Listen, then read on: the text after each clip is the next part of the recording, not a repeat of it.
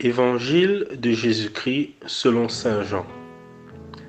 6 jours avant la Pâque, Jésus vint à Béthanie, où habitait Lazare, qu'il avait réveillé d'entre les morts. On donna un repas en l'honneur de Jésus. Marthe faisait le service. Lazare était parmi les convives avec Jésus. Or, Marie avait pris une olive d'un parfum très pur et de très grande valeur. Elle répandit le parfum sur les pieds de Jésus, qu'elle essuya avec ses cheveux. La maison fut remplie de l'odeur du parfum. Judas Iscariote, l'un de ses disciples, celui qui allait le livrer, dit alors: « Pourquoi n'a-t-on pas vendu ce parfum pour 300 pièces d'argent que l'on aurait donné à des pauvres ?» Il parla ainsi non par souci des pauvres, mais parce que c'était un voleur. Comme il tenait la bourse commune, il prenait ce qu'on y mettait. Jésus lui dit: « Laisse-la observer cet usage en vue du jour de mon ensevelissement. Des pauvres, vous en aurez toujours avec vous, mais moi, vous ne m'aurez pas toujours. » Or, une grande foule de Juifs apprit que Jésus était là, et ils arrivèrent, non seulement à cause de Jésus, mais aussi pour voir ce Lazare qu'il avait réveillé d'entre les morts.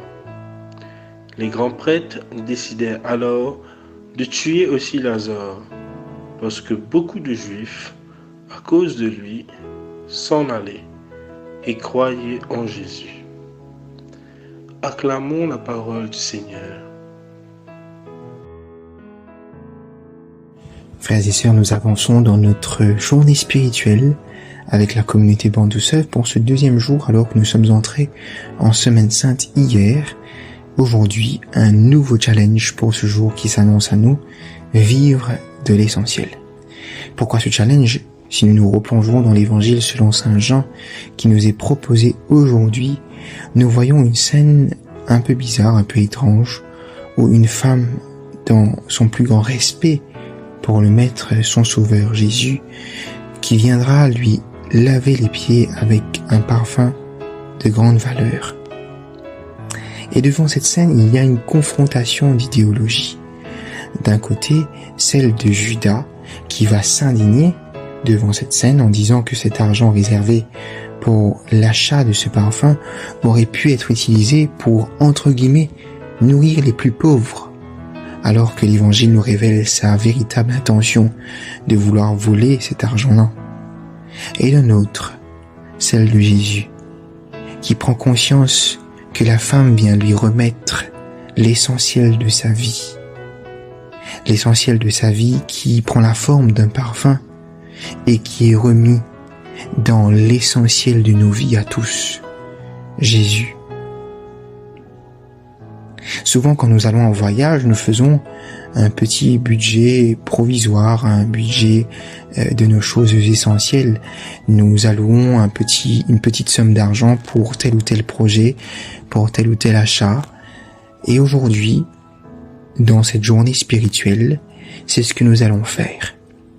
Réserver notre temps, pourquoi pas notre argent, pour les choses essentielles de nos vies.